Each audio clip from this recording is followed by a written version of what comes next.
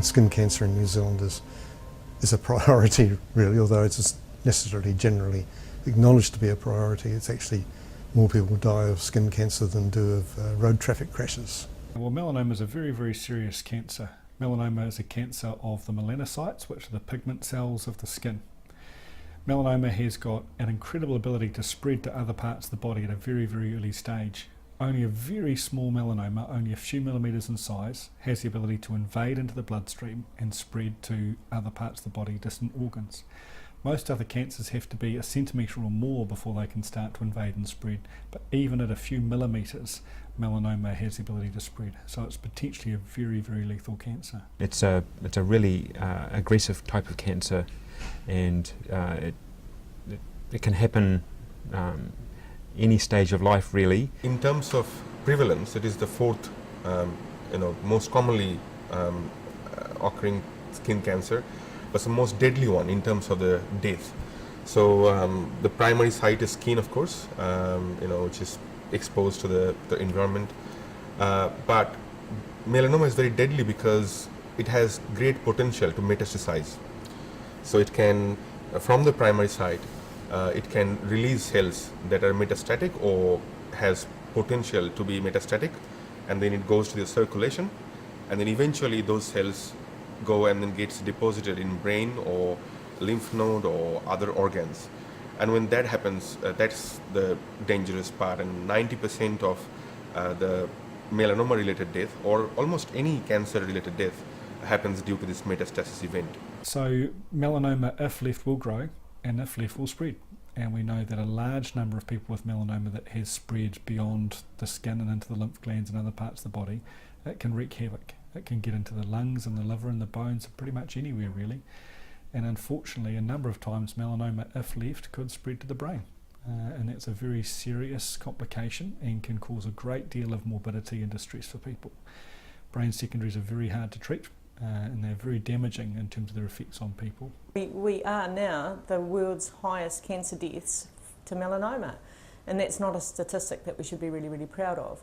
We are proud New Zealanders, and that we live in New Zealand, in this beautiful country, but we have to do something about it. We're now world leaders in melanoma in New Zealand. We've just overtaken the Australians in terms of incidence rates, and we have between 4 and 5 times the rate of melanoma in Europe or America, and that's down to all the things we're talking about, the nature of the population. Obviously our Polynesian population is protected for that, but we still have a substantial European population, and it's the combination of high ultraviolet levels and our high exposure to it and our lack of adaptation to that causes melanoma. Melanoma does start in the skin, and then it invades into the bloodstream and spreads elsewhere. So if it stayed in the skin alone, we'd probably be able to cure it because you could cut it out. But the problem is not the skin primary, but it's where it spreads to. That's the problem. We pick up roughly 1,800 melanomas a year, and 45,000 serious skin cancers every year. So, the figures are actually quite astounding, and we do need to do something about it. Most likely killer, if you're going to die of a cancer, it'll be melanoma. So it's quite a big wedge down into the younger years. I think my youngest melanoma patient has been 14, right through to, I've had someone in there over 100. So the bulk of the patients are older, but there's, unlike a lot of other cancers, there's quite a significant proportion of the melanomas that occur in those ages, from post-puberty through to sort of 50. We know that there's actually a high risk. South Island,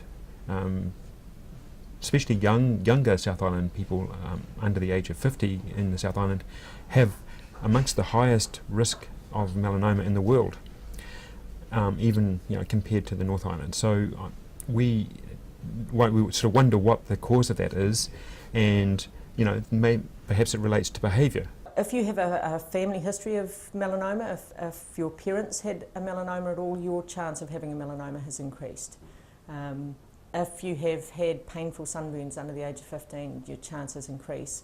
People with a very fair skin and red hair have a higher susceptibility. So it's a disease of European people predominantly. So the whiter your skin, the more at risk you are.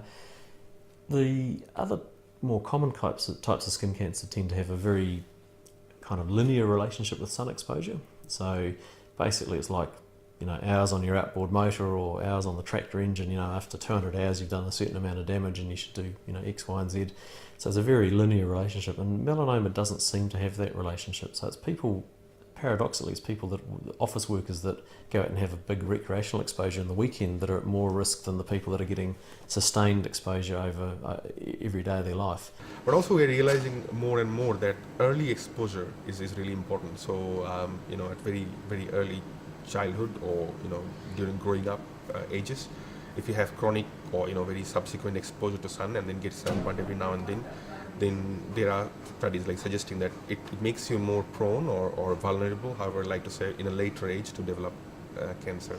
So it's very hard to work out, when something is so prevalent, it's very hard to work out a clear association, but certainly we think that ultraviolet and probably intermittent exposure, sunburning, even perhaps as a child or an adolescent can set you up for melanoma later in your life.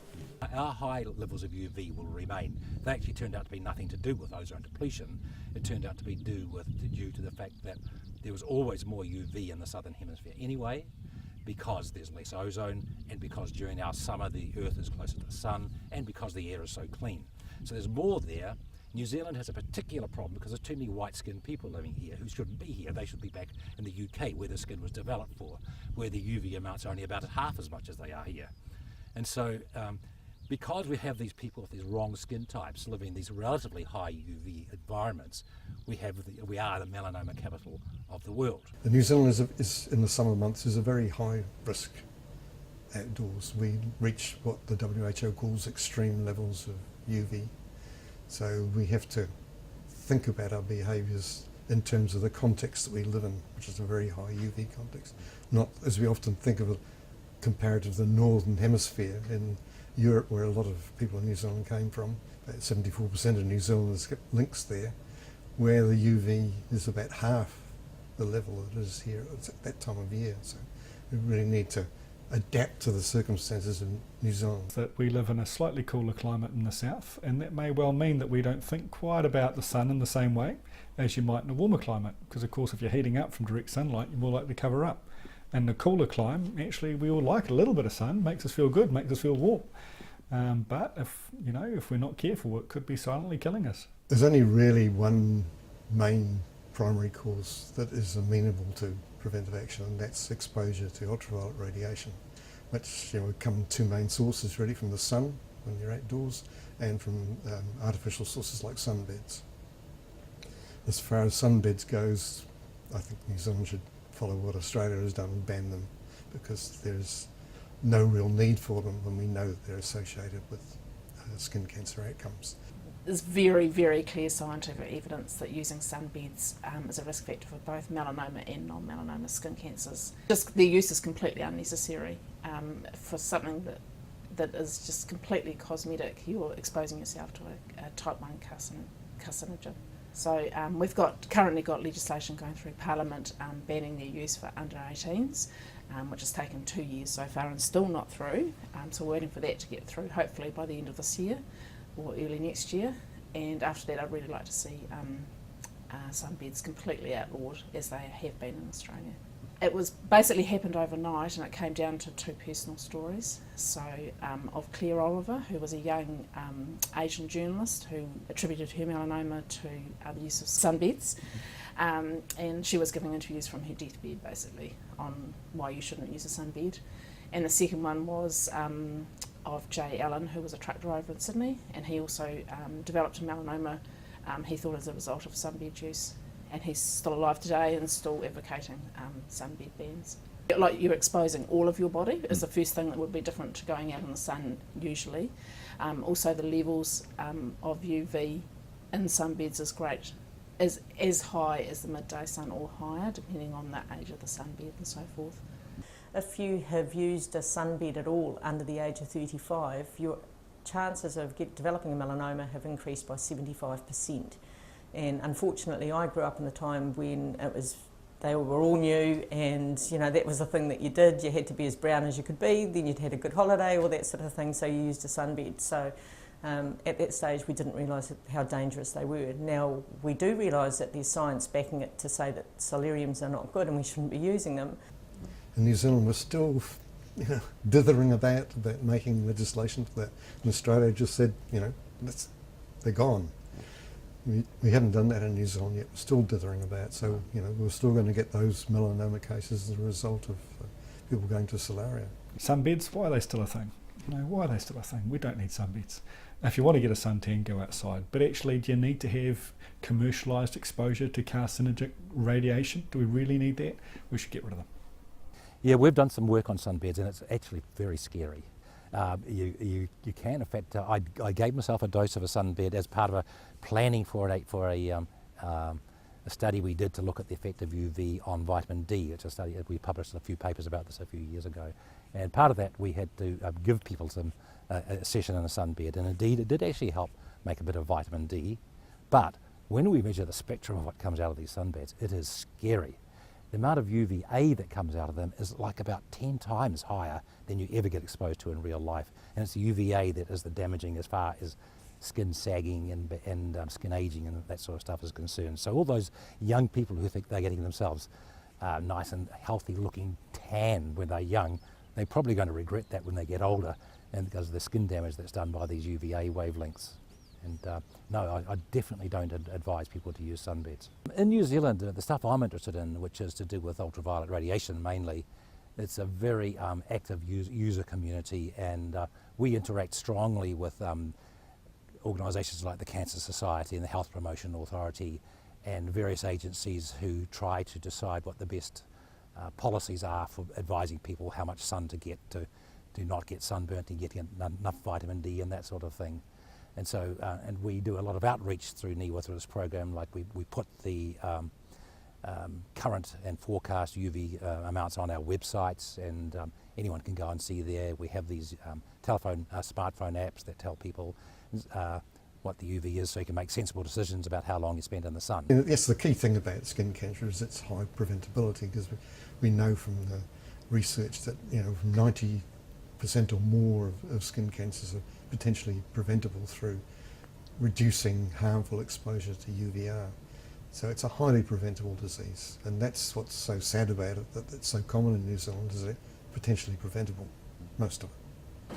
If we're able to stop cancer, any cancer at a primary stage, and it doesn't metastasize, then we can probably live with cancer, and it will be just like any other disease, and probably even lesser degrees. So metastasis of melanoma, and for that matter any cancer, is the really thing that is concerning and something that we are interested to continue to work on.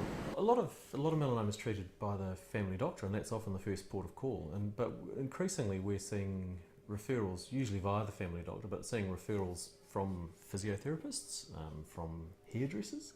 So the increasing awareness has been very positive in getting, the hairdresser might just pass an offhand, you should get your doctor to check that out, and then suddenly they go and see their GP. It's just a stimulation to action. What we want to do is get people vigilant so that they're checking their skin, that they know they've got to remember that their skin's an organ and it changes. And as we age, it starts to change as well. So we have to be vigilant and just know what our skin sort of looks like, so that when you're in the shower, everything, that you sort of know what the shapes of your spots and your moles are. So you're looking for something that starts changing, that it starts getting different, that it starts behaving differently. If it starts itching, if it starts bleeding, if it starts getting bigger in colour, or size and colour, they're the sorts of things that you want to look for. Depending on your risk factors, depends on how early you need to start having mole maps and things, but I would encourage everybody just to, at some stage, to have a mole map so that they've got a baseline. We've got a record of what your skin looks like, so that if changes do happen, you can record those changes. But the mole map process, it's non-invasive, it doesn't take too long, it gives you that peace of mind of the fact that you haven't got something that's going to kill you, and it's much cheaper than having ill health. It's something that I'd encourage sort of people all around New Zealand to do. So the procedure is, there's three things. We're going to see what sort of risk you've got of developing melanoma. Second, we take 24 body shots, and they're good for 5 years. That gives us a map of your skin. And then we use a derm light to go over your body and your skin systematically, and we look for any lesions that meet specific criteria. So we're looking for moles that have got asymmetry, we're looking for moles that have got irregular borders, we're looking for moles that have got more than 2 colours in it. Anything that's sort of bigger than 6 millimetres we like to take, because 70% of the melanomas that we find are of a superficial spreading type, so they go through a spreading phase before they go deeper. And anything that's elevated or that you're particularly concerned about, we like to image as well. You peak making your moles round about sort of your 50s, that you should have stopped making moles. And after that time, the skin starts to change and starts developing other things, but you know, you shouldn't really be making new moles, and especially not new dark moles on your face. So what a melanographer does, we look for melanomas so that we have some photo skills, so that we know how to use cameras and things like that, and through a process called dermoscopy, we take photographs of lesions on people's body. Then that goes to the dermatologist, and they read the reports and look at the photographs and look for changes and things like that. When the dermatologist finds something that is suspicious of a skin cancer, then the report will go back to the patient with the lesion details as well, so that they know exactly where on the body that lesion is. They're then asked to go back to their GP so that they deal with the treatment from their end, and that they're kept in the loop. If it's an excision that is recommended, then the GP will either do it themselves for a start off, or if they aren't confident in doing that, they will refer the patient on to somebody that is confident with it.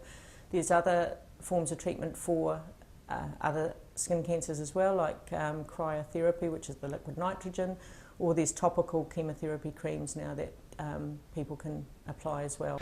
Prevention's definitely better than cure. So first of all, make sure we don't get sunburned.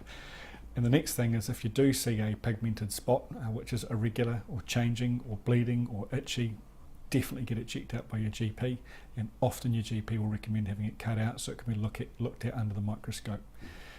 An inch of prevention is better than an acre of cure. So, like most things, it's a spectrum, and if we can catch as much of the disease as possible at a very early stage, the prognosis is better for the patient. The treatment is much simpler. It can be done in a room like this under local anaesthetic, minimal disruption to your life, minimal pain and suffering. And if you let it run away into thicker, more serious types of melanoma, then the treatment is correspondingly worse and has to be hospital-based. Much bigger holes made in you, longer recovery, more pain and suffering. So if you can't prevent it, if you've jumped beyond the prevention stage and you're in the treatment stage, you're much better to be able to treat it early, because there's much less in the way of disruption to the patient's life, and the prognosis is better. If the melanoma remains confined to the skin, the right thing to do is to cut it out, and the sooner the better. When melanomas start to grow and become ulcerated or spread to the local lymph glands, their chance of coming back are much, much higher. So it's important to get it earlier. So if you see a spot which is pigmented or bleeding, it's worth getting checked out by your GP, and often it's worth having it taken out so we can have a look at it under the microscope. The data on this is quite clear. For men, it's head and neck and trunk, so chest and abdomen and back, and for women it's the legs, and I'm not sure why that is. Everyone says, oh, it's because guys take their shirt off all the time, and that's probably true, and women wear skirts rather than trousers, maybe that's true, but melanoma doesn't have to be on a sun-exposed area. You can get a melanoma on your white bum cheek. I've never seen the sun doctor. Still get a melanoma there. So, and this is part of the complexity of the relationship between ultraviolet light and melanoma. It doesn't necessarily have to be sun-exposed areas that develop the melanoma. Unlike the other kinds of cancer, skin cancer, basal cell carcinoma, squamous cell, much higher rates directly where the sun hits, so backs of hands, tops of ears, that sort of thing, nose. Not so with melanoma. The rates are higher, but you can certainly get melanoma places where the sun never shone.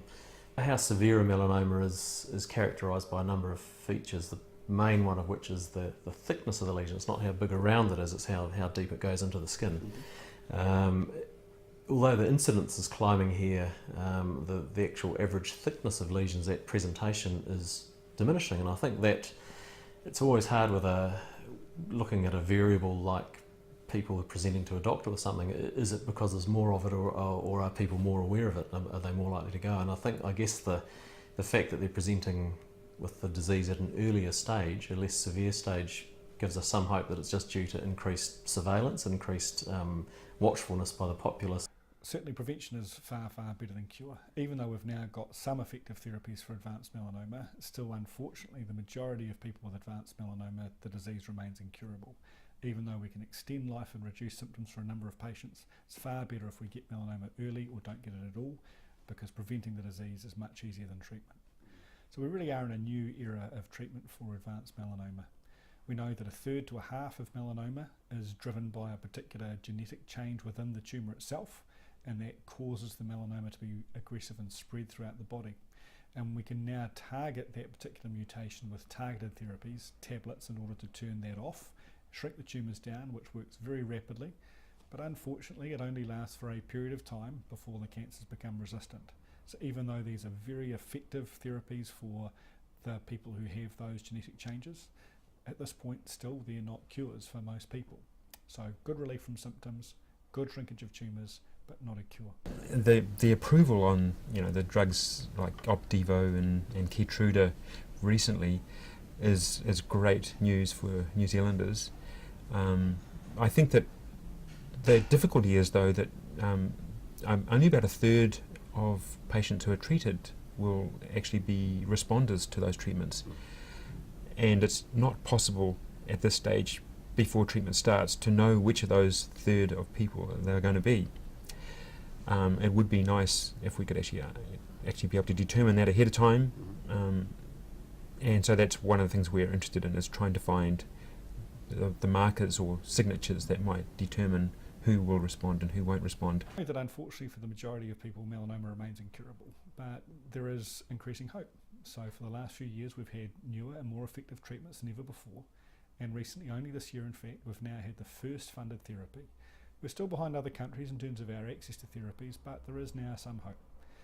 And we know it doesn't work for everyone, but now we're learning about how if you combine these immune therapies together, we can even improve the cure rates beyond that which we've ever seen before. So it's a very exciting time in terms of major improvements, in terms of understanding the science, and in terms of offering people new treatments and new hope for the future.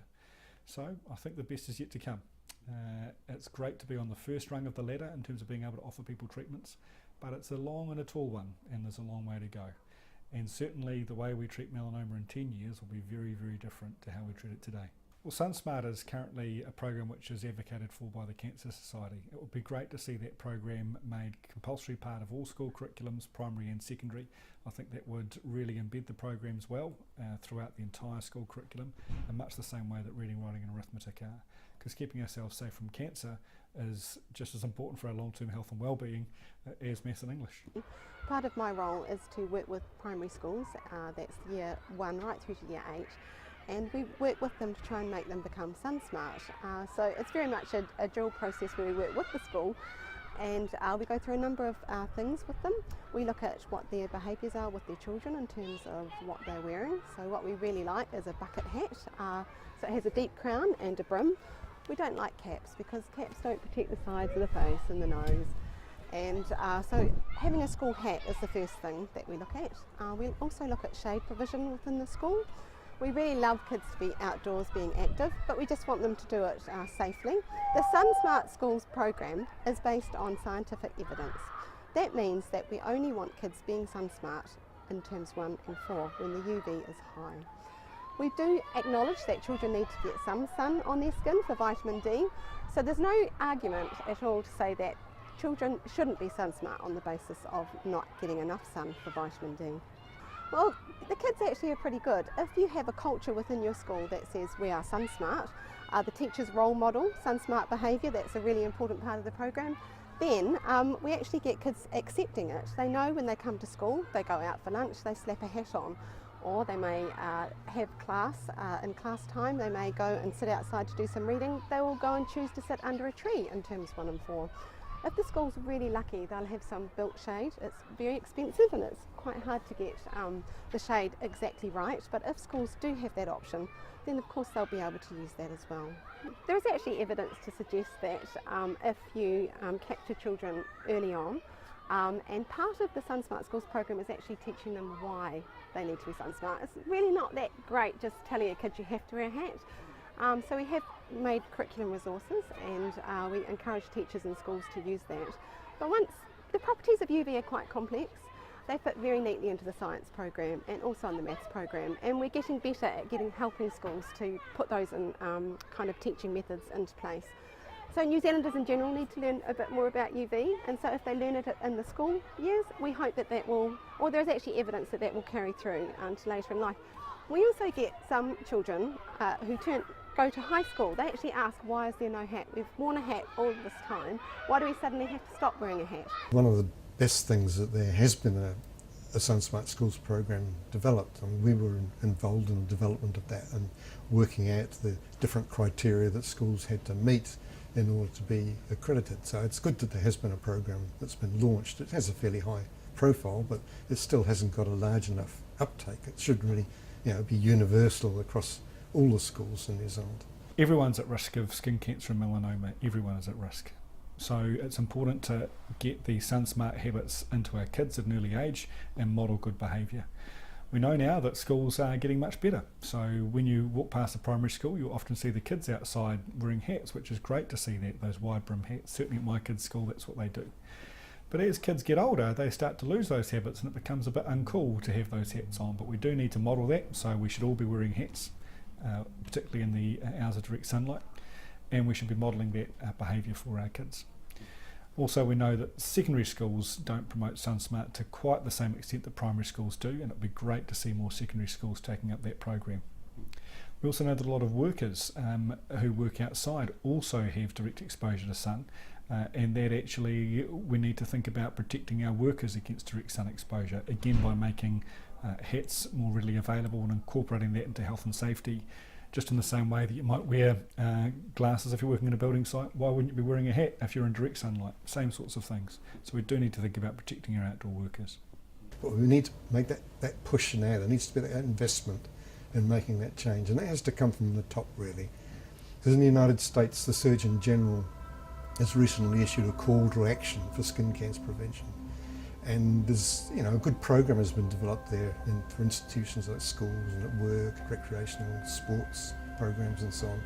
But in New Zealand we haven't got that sort of overarching program and the investment in a sort of a sustained program. And yet we have twice the rates of melanoma that they have in the States. And I find this difficult to understand as to why in New Zealand we don't have this leadership from the top. It was in response to a skin cancer surgeon who said his patients want detailed information about what the UV is so they can make lifestyle choices for them. They know they're at risk and yet there's no information out there. There's an app it's called UV Today. It's available on Android and iPhone for nothing. And if you download this thing, you can see what the current UV is, what the peak for that day will be, how long you can go out, you can stay in the sun before your skin will show signs of reddening. In other words, it gives an indication of what the UV index means. It tells you whether you need to take protection or not, and that's just based on whether the UV index is less than or greater than 3. And if the UV index is greater than 3, it tells you how long it will take before a fair-skinned individual, say like me, will be until they show some signs of erythema.